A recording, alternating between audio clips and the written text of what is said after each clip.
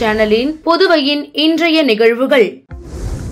புதுச்சேரி காவல்துறையில் inspector, sub inspector, தலைமை காவலர்கள் என 414 பேரை இடமாற்றம் செய்து வெளியான பட்டியல் 1 மணி நேரத்தில் திடீரென நிறுத்தி வைக்கப்பட்டது காவல்துறை வட்டாரத்தில் பரபரப்பை ஏற்படுத்தியுள்ளது. புதுச்சேரி காவல்துறையில் 10 இன்ஸ்பெக்டர்கள், 20 சப் இன்ஸ்பெக்டர்கள், 23 உதவி சப் இன்ஸ்பெக்டர்கள், 68 தலைமை காவலர்கள் பல்வேறு காவல் நிலையங்களுக்கு இடமாற்றம் செய்யப்பட்ட ஆணை நேற்று மாலை வெளியானது. அத்துடன் கடந்த ஆண்டு புதிதாக பணி நியமனம் செய்து பயிற்சி முடித்து ஓராண்டாக ஆயுதப்படையில் உள்ள 293 புதிய காவலர்களுக்கும் பல்வேறு காவல் நிலையங்களுக்கு இடமாற்றம் செய்து உத்தரவு வெளியானது. காவல்துறை தலைமையக எஸ்பி சுபம் கோஷ் இதற்கான 4 ஆணைகளை வெளியிட்டார். ஆனால் டிஜிபியின் அனுமதியின்றி நேற்று இரவு அவசர கதியில் இடமாற்ற உத்தரவு வெளியானதாகவும், இடமாற்ற உத்தரவு எந்த அடிப்படையில் வெளியானது என எஸ்பிக்கு கேள்வி எழுப்பப்பட்டது. அதனைத் தொடர்ந்து இன்ஸ்பெக்டர்கள், சப் இன்ஸ்பெக்டர், ஏட்டு காவலர்கள் என 4 இடமாற்ற உத்தரவும் தற்காலிகமாக நிறுத்தி வைக்கப்படுவதாக போலீஸ் வாட்ஸ்அப் குழுக்களில் தலைமையக எஸ்பி சார்பில் தகவல் பதிவிடப்பட்டது. இடமாற்ற உத்தரவு வெளியான 1 மணி நேரத்தில் தற்காலிகமாக நிறுத்தி வைக்கப்பட்ட விவகாரம் பரபரப்பை ஏற்படுத்தியுள்ளது. புதுச்சேரியில் குரங்கம்மை நோய் பாதுகாப்பிற்கான அனைத்து முன்னெச்சரிக்கை நடவடிக்கைகளும் மேற்கொள்ளப்பட்டுள்ளதாக சுகாதாரத்துறை தெரிவித்துள்ளது. புதுச்சேரி சுகாதாரத்துறை வெளியிட்டுள்ள செய்திக்குறிப்பில், குரங்கம்மை நோய் பெரியம்மை போன்ற அறிகுறியுடைய வைரஸ் நோயாகும். கடந்த மே மாத நிலவரப்படி இந்தியாவில் குரங்கம்மை பாதிப்பு பதிவாகவில்லை. ஆனால் குரங்கம்மை நோய் பாதிப்புக்குரிய அறிகுறிகளாக திடீரென உடல் முழுவதும் சிறிய கட்டிகள், வீங்கிய நெறிக்கட்டிகள், காய்ச்சல், தலைவலி, உடல் வலிகள் ஆகியவைகளாகும். நோய் பாதிப்பு குழந்தைகளிடையே காணப்படுகிறது. நோய் பாதித்தவர்களின் படுக்கை போன்றவற்றை மற்றவர்கள் உபயோகிப்பதை தவிர்க்க வேண்டும். சோப்பு உள்ளிட்டவை மூலம் நன்றாக கையை கழுவ வேண்டும். நோயாளிகளை பராமரிக்கும் போது பாதுகாப்பு உபகரணங்களை பயன்படுத்த வேண்டும். புதுச்சேரியில் குரங்கம்மை நோய் பாதுகாப்பிற்கான அனைத்து முன்னெச்சரிக்கை நடவடிக்கைகளும் சுகாதாரத்துறையால் மேற்கொள்ளப்பட்டுள்ளன. மருத்துவர்கள், செவிலியர்கள் உள்ளிட்டோரும் குரங்கம்மை நோய் பாதிப்பு குறித்து தகவல் பகிரப்பட்டுள்ளது என குறிப்பிடப்பட்டுள்ளது.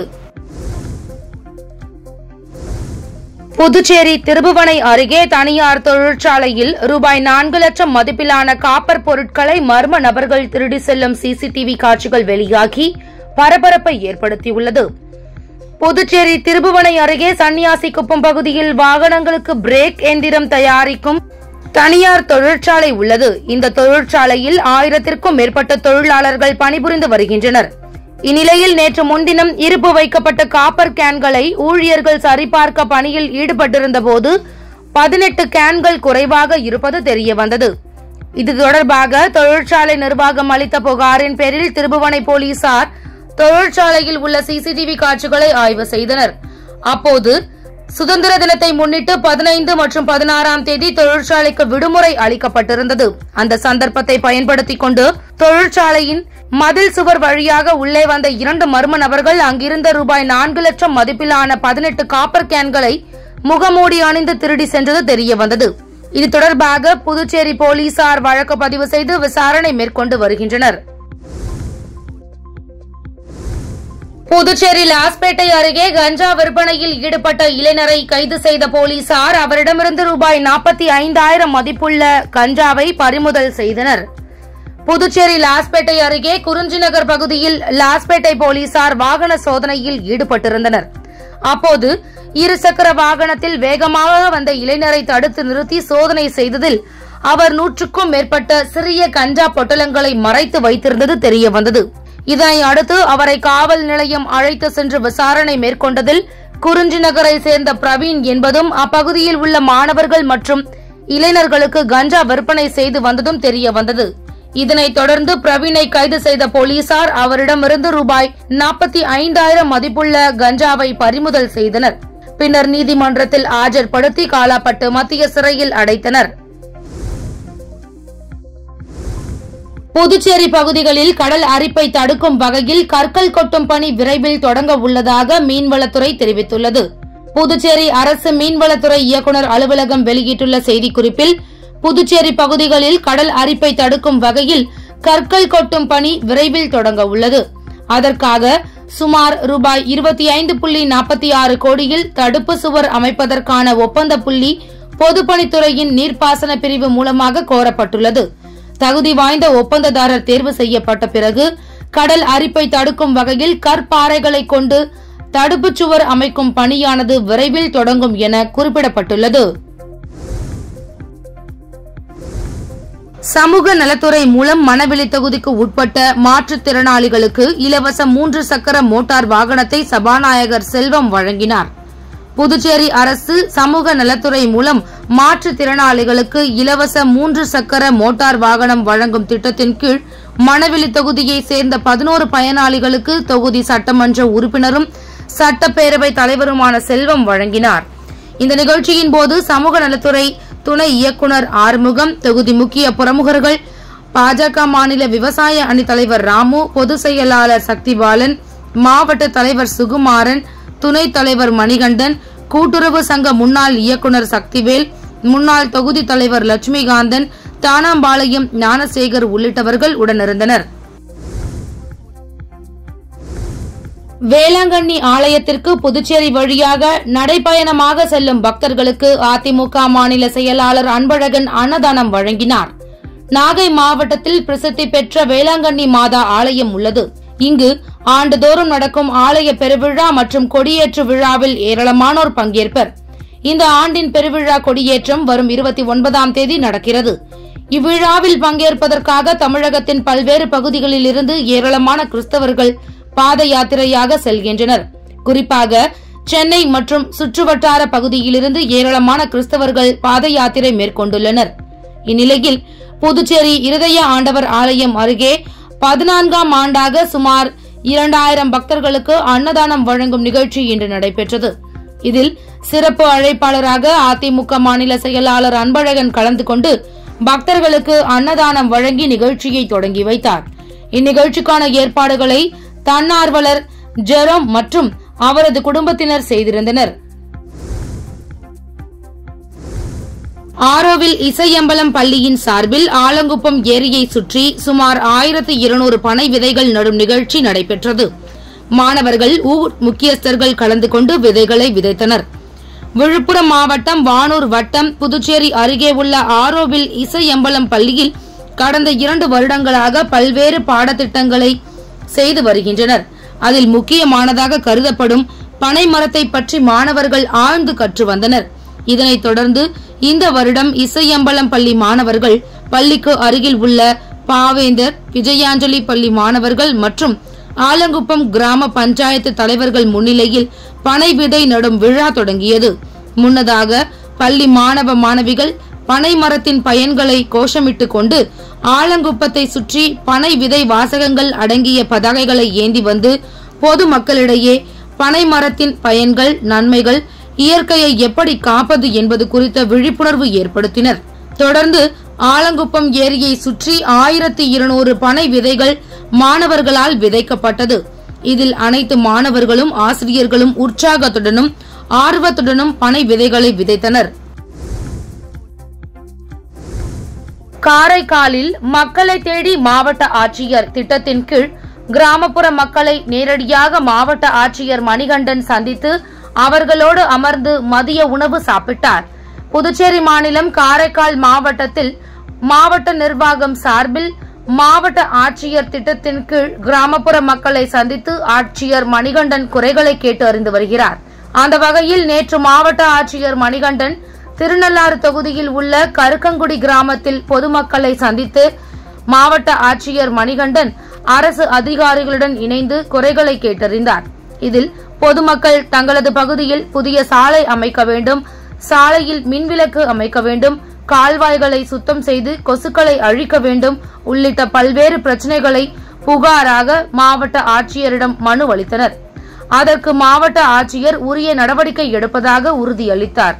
இதனை அடுத்து குறைதீர்ப்பு முகாமிற்கு வருகை தந்திருந்த பொதுமக்களுக்கு மாவட்ட நிர்வாகம் சார்பில் மதிய உணவு ஏற்பாடு செய்யப்பட்டிருந்தது. அப்பொழுது மாவட்ட ஆட்சியர் மணிகண்டன் மக்களோடு இணைந்து மதிய உணவை சாப்பிட்டார்.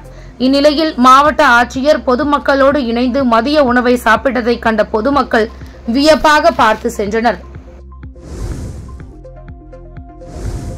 பாண்டிச்சேரி பிரீமியர் லீக் கிரிக்கெட் போட்டியில் மாஹி மெக்காலோ டைகர்ஸ் அணி 117 ரன்கள் அடித்து 6 விக்கெட் வித்தியாசத்தில் அபார வெற்றி பெற்று கோப்பையை கைப்பற்றியது. இந்திய கிரிக்கெட் வாரியத்தின் அனுமதியோடு புதுச்சேரி கிரிக்கெட் அசோசியேஷன் சார்பில் Pondicherry premier league T20 cricket போட்டி துத்திப்பட்டு சீக்கம் விளையாட்டு மைதானத்தில் கடந்த 7ஆம் தேதி தொடங்கி நடைபெற்று வந்தது. மொத்தம் 6 அணிகள் பங்கேற்று விளையாடிய பாண்டிச்சேரி பிரீமியர் லீக் T20 இறுதிப் போட்டி நேற்று நடைபெற்றது. இதில் வில்லியனூர் மோஹித் கிங்ஸ் அணியும் மாஹி மெக்காலோ டைகர்ஸ் அணியும் மோதின. முதலில் ஆடிய வில்லியனூர் மோஹித் கிங்ஸ் அணி 18.5 ஓவர்களில் அனைத்து விக்கெட்டுகளையும் இழந்து 116 ரன்கள் எடுத்தன. இதனைத் தொடர்ந்து ஆடிய மாஹி மெக்காலோ டைகர்ஸ் அணி 17.1 ஓவர்களில் 4 விக்கெட் இழந்து 117 ரன்கள் அடித்து 6 விக்கெட் வித்தியாசத்தில் அபார வெற்றி பெற்று கோப்பையை கைப்பற்றியது. புதுச்சேரியில் நடைபெற்று வரும் சர்வதேச காற்றாடி திருவிழாவில் பல்வேறு நாடுகளை சேர்ந்த 50க்கும் மேற்பட்ட காற்றாடி விரும்பிகள் பங்கேற்று பல்வேறு வடிவிலான ராட்சச காற்றாடிகளை பறக்கவிட்டது பார்வையாளர்களை வியப்பில் ஆழ்த்தியது.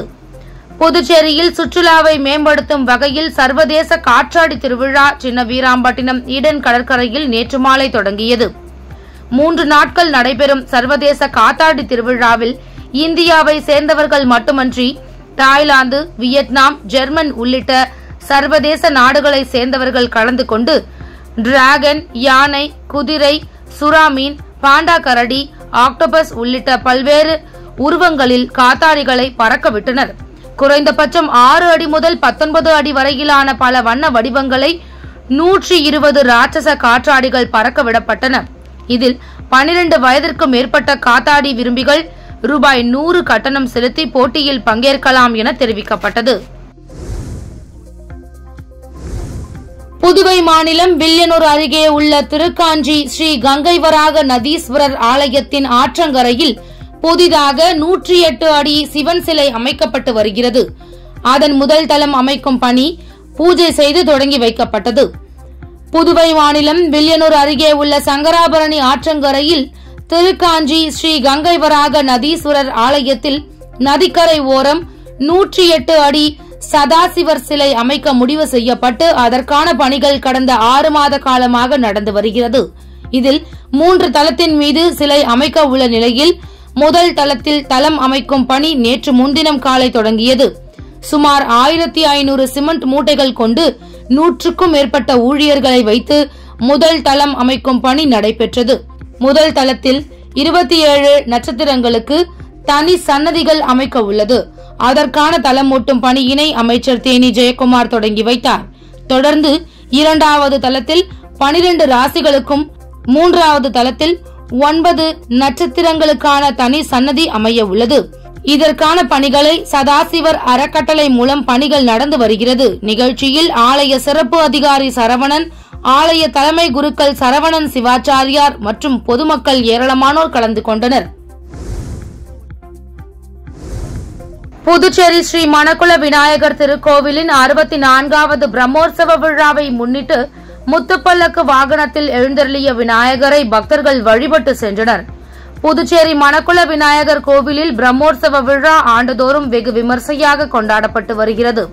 அதன்படி 64வது ஆண்டு பிரம்மோற்சவ விழா கடந்த 9ஆம் தேதி விக்னேஸ்வர பூஜை கொடி ஏற்றத்துடன் துவங்கியது. தினந்தோறும் மணக்குள விநாயகர் பல்வேறு வாகனங்களில் எழுந்தருளி பக்தர்களுக்கு காட்சியளித்து வருகின்றார்.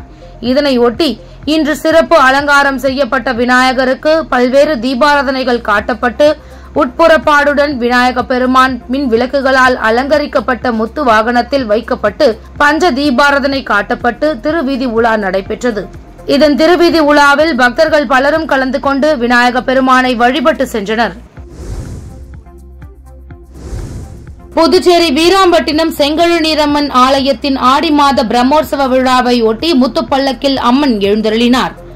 புதுச்சேரி மாநிலத்தில் பிரசித்தி பெற்ற வீராம்பட்டினம் செங்கழுநீரம்மன் ஆலயத்தின் ஆடி மாத பிரம்மோற்சவ தேர் திருவிழா கடந்த சில தினங்களுக்கு முன்பு கொடியேற்றத்துடன் துவங்கியது.